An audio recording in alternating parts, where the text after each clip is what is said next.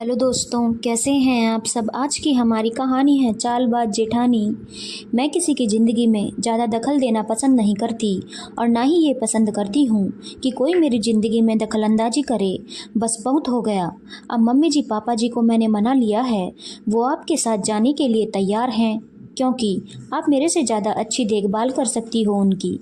शगुन ने बहुत सादगी और शांत स्वर में अपनी जेठानी आरती से कहा। क्या मतलब? मैंने ऐसा कब कहा? आरती हकलाते हुए बोली। भाभी, इतना परेशान होने की ज़रूरत नहीं है। मम्मी जी बहुत खुश हैं आपके साथ जाने के लिए। नवीन ने उन दोनों के भी टिकट करवा दिए हैं। अब आपको रोज़ परेशान होकर फ़ोन करना नहीं पड़ेगा, शगुन ने कहा और उठकर रसोई में चली गई। शगुन और आरती देवरानी जेठानी हैं। सास ससुर शगुन और नवीन के साथ रहते हैं। बड़ा बेटा अजीत और बहू आरती नौकरी की वजह से दूसरे शहर में रहते हैं। त्योहार पर और छुट्टियों में आरती बच्चों को लेकर ससुराल आ जाती है। जब तक शगुन इस घर में बहू बनकर नहीं आई थी, आरती को अपने सास ससुर के काम करने में बहुत जोर आता था। सास ससुर भी आरती के व्यवहार को समझते थे, लेकिन कुछ बोलते नहीं थे कि सब एक परिवार के सदस्य हैं। थोड़ा बहुत तो सबका व्यवहार अलग होता है। जब शगुन इस घर में बहू बनकर आई, आरती ने बड़ी चालाकी से धीरे धीरे सारे काम शगुन के ऊपर डाल दिए। नई बहू होने के कारण शगुन उसकी चालाकी को समझ नहीं पाई। वो सास ससुर की मन से सेवा करती। सास ससुर को और क्या चाहिए? अपनी सेवा हो रही हो तो क्यों कुछ बोले। जल्द ही आरती ने अपने पति को उकसाकर दूसरे शहर में ट्रांसफ़र करवा लिया और आरती भी उसके साथ चली गई। अब शगुन अपने हिसाब से घर को व्यवस्थित रखती। आरती को तो लग रहा था कि कुछ ही दिनों में शगुन और मम्मी जी के झगड़ों की गूंज सुनाई देने लगेगी। एक दिन आरती ने अपनी सास को फ़ोन किया। बातों बातों में पता लगा कि उन्हें भतीजी की शादी में जाने के लिए नई साड़ी चाहिए, लेकिन शगुन बाजार जाने का समय नहीं निकाल पा रही। आरती बोली, मम्मी जी, ये तो बहुत गलत बात है। शगुन को पहले आपके साथ बाजार जाना चाहिए। ब्लाउज सिलने में भी समय लगता है। आप शगुन से बाजार जाने के लिए मत कहना। अब 2 दिन बाद मेरी सहेली मुझसे मिलने आ रही है तो मैं आपके लिए साड़ी भेज दूंगी। अंधा क्या चाहे दो आँखें।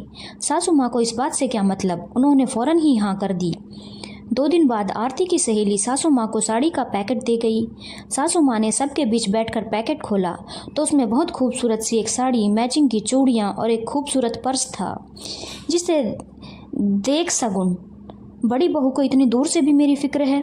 उसने समय पर साड़ी भी भेज दी और चूड़ियाँ भी। तुम्हें यहाँ रहकर भी मेरे लिए समय नहीं है।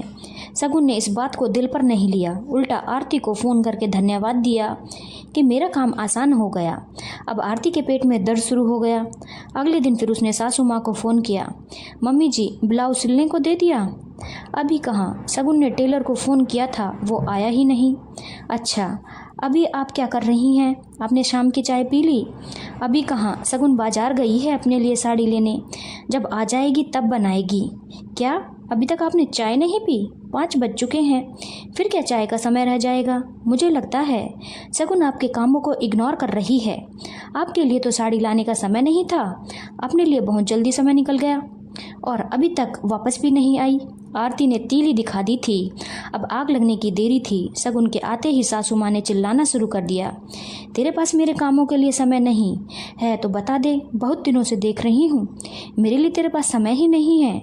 बड़ी बहू ने ऐसा कभी नहीं किया, वो हमेशा मेरे सारे काम समय पर करती थी।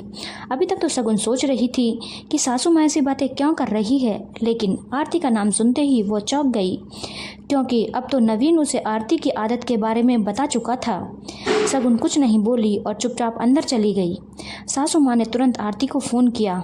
बड़ी बहू, तू सही कह रही थी। मेरे कहते ही शगुन का मुंह बन गया और वो मुझसे कुछ बोले बिना अंदर चली गई। आरती समझ गई कि आग लग चुकी है, बस फैलने की देर है। वो बोली, मम्मी जी, कहने से ही काम चलेगा? आप बहुत सीधी हो, कुछ बोलती नहीं हो। ऐसे तो वह आप पर हावी हो जाएगी।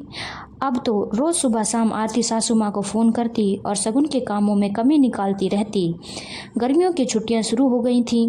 आरती बच्चों को लेकर ससुराल रहने आई, जहाँ आकर तो वह आराम करती जैसे मायके में रह रही हो। शगुन से सारे काम करवाती। सासू माँ के पास बैठकर शगुन के काम में कमी निकालती रहती। शगुन ने अपनी सासू माँ से कहा, मम्मी जी, मैं भी कुछ दिनों के लिए मायके हो आती हूँ। अभी तो जेठानी जी हैं यहाँ, वो घर संभाल लेंगी। आरती बोली।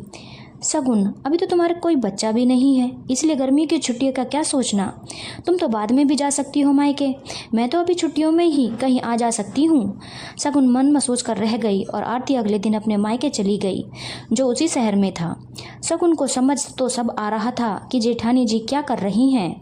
उसे अपने परिवार में ऐसी दखलंदाजी पसंद नहीं थी, लेकिन जब परिवार का ही सदस्य ऐसा काम करे तो क्या कहे। वो अपने परिवार में कलह भी नहीं करना चाहती थी। आज जेठानी जी अपने मायके से वापस आकर रात को वापस अपने शहर जाने वाली थी। सगुन ने उनके आने से पहले ही सास ससुर से कहा, मम्मी जी, पापा जी, बहुत दिन हो गए, भैया भाभी का घर भी नहीं देखा आपने, और नवीन को कुछ दिनों के लिए कंपनी की तरफ से मुंबई भेजा जा रहा है। वहाँ सबको अपने परिवार को लेकर जाना है, तो मैं सोच रही हूँ कि मैं भी चली जाऊँ। ऐसा मौका कहाँ मिलता है। नवीन भी कह रहे हैं कि अब तो भाभी आपका बहुत ध्यान रखती हैं, तो कुछ दिन जेठानी जी के पास रह आइए। जब हम वापस आएंगे तो आपको ले आएंगे। इस बहाने आप जेठ जी का घर भी देख लेंगी और आगरा भी घूम लेंगी। आगरा घूमने के नाम पर सास ससुर खुशी खुशी तैयार हो गए और उन्होंने अपनी पैकिंग शुरू कर दी। जब जेठानी मायके से वापस आई तो सास ससुर की पैकिंग देख पूछने लगी, मम्मी जी, पापा जी कहीं जा रहे हैं क्या। हाँ जेठानी जी, मम्मी जी पापा जी आपके साथ जा रहे हैं। ये क्या कह रही हो तुम। आरती को पसीना आने लगा। भाभी, पसीना पोंछ लीजिए, आप शायद भूल गई, लेकिन मैं आज भी अपनी ज़िंदगी में किसी की दखलंदाजी पसंद नहीं करती। बहुत दिनों से देख रही हूँ कि मेरे घर में आपकी दखलंदाजी बढ़ती जा रही है। आप मम्मी जी का ख्याल मुझसे ज़्यादा अच्छी तरह से रख सकती हैं, तो क्या परेशानी है। कुछ दिन जिम्मेदारी आप भी उठाइए। सगुन बिना आरती का जवाब सुने वहाँ से चली गई। आज उसके मन में उमड़ रहे इतने दिनों के तूफान शांत हो गया था। आरती यही सोच रही थी कि उसने जो आग सास बहू के बीच लगाई थी, उसका रुख अब उसकी तरफ हो गया है। किसी ने सही कहा है कि कभी किसी के फटे में टांग नहीं अड़ानी चाहिए। उसने तो सीधा अपना सिर आगे कर दिया था। धन्यवाद दोस्तों। अगर आपको कहानी अच्छी लगी हो तो चैनल को लाइक, शेयर और सब्सक्राइब करना ना भूलें।